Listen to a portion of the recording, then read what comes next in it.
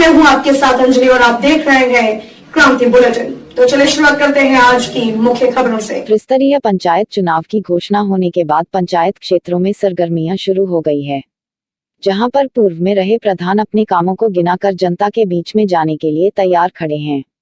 वहीं दूसरे उम्मीदवार आरोपों का ढोल बजाने को तैयार खड़े हैं।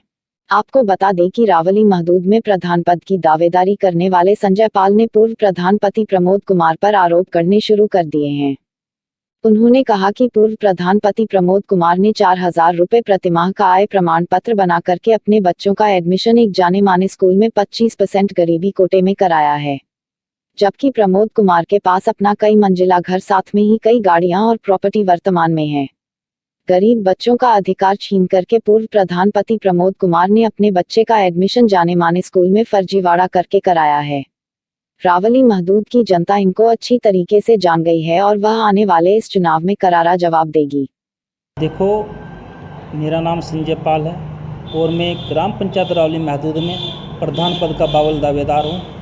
और जैसे कि आपने मेरे से सवाल किए हैं कि आप प्रधान बनने के बाद क्या क्या कार्य करेंगे, मेरे कार्यकाल के अंदर सबसे पहले जो हमारी युवा पीढ़ी नशे की ओर जा रही है और जो हमारे जो भाई लोग और हमारे जो बुजुर्ग लोग जो सट्टे खाई बाड़ी की तरफ जा रहे हैं, लाटरी लगा रहे हैं, और नशा मुक्त कराने का कार्य और खाई बाड़ बंद कराने का कार्य मैं अपने कार्यकाल के अंदर करूँगा जिस प्रकार से। और कुछ कार्य ऐसे भी है, जैसे हमारे जो मेडिकलों में जो फर्जी डॉक्टर बैठे हुए हैं और झोला छाप डॉक्टर बैठे हुए हैं, वो नशों का इंजेक्शन वगैरह बेच करके हमारी पीढ़ी को ख़राब करने का कार्य कर रहे हैं, तो इन पे भी मैं पूरा एक्शन लेने का कार्य करूँगा। अच्छा, रावली में अधिकतर लोग बाहर से भी हैं, माइग्रेट हैं, यहाँ पर बहुत सारे लोग किराए पे यहाँ पर रहते हैं, और जो पानी की जो समस्या है, जो निकासी की समस्या हमेशा बनी रहती है।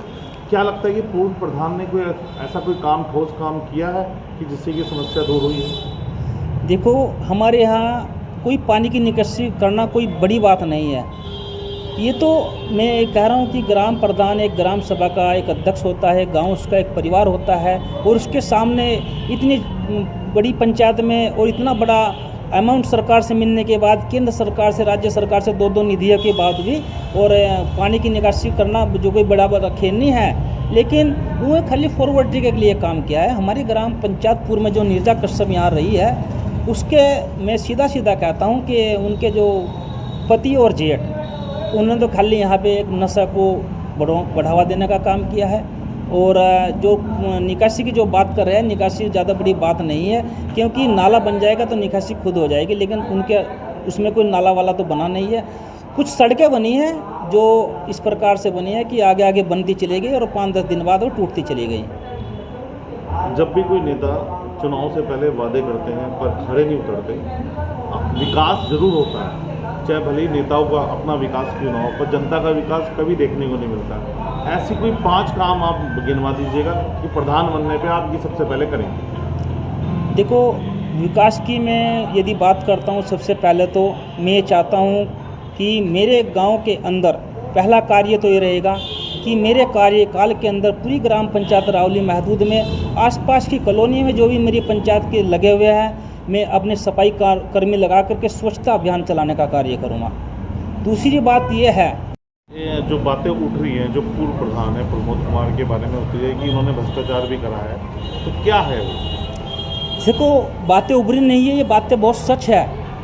इस व्यक्ति ने 5 साल के अंदर गरीबों का अधिकार छीन के और सरकार के से भ्रष्टाचार करके सरकारी पैसे का जो दुरुपयोग किया है और उसको अपने घर बनने का कार्य किया है, जो लोगों को अधिकार मिलना चाहिए था।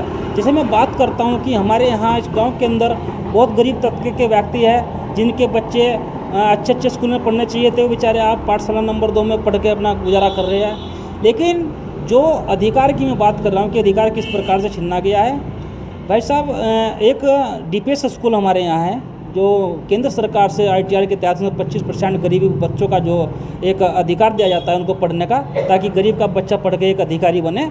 इस प्रकार से उन लोगों का इन्होंने उनका हक छीनना है। अपने प्रधान 5 साल के अंदर अपनी तानाशाही दिखा करके, अधिकारियों साँठ-गाँठ करके इन्होंने एक फर्जी तरीके से एक 4,000 रुपये का आय प्रमाण पत्र बनाया है, जो बहुत दुख का विषय है। गरीब का अधिकार छीनकर अपने बच्चों को DPS स्कूल में फ्री कोटे के अंदर पढ़ा रहे हैं। जबकि मेरा सीधा आरोप नहीं, ये सत्य है कि इनके पास 3 मंजिल मकान भी है, 2-3 बैठक भी है और 506 प्लॉट भी है, एक पिस्टन भी है और इनके घर में जो है अल्टो गाड़ी भी है। और एक सबसे बड़ी बात तो है कि 2019 में इन्होंने जो जाति आय का प्रमाण पत्र 4000 का बनवाया है, उसके 3 महीने बाद एक स्कॉर्पियो गाड़ी निकलवाई है। स्कॉर्पियो गाड़ी की किस्त पंजाब नेशनल बैंक से फाइनेंस है और लगभग मेरे हिसाब से 20 से 22 हज़ार रुपये की उसकी मंथली किस्त होगी।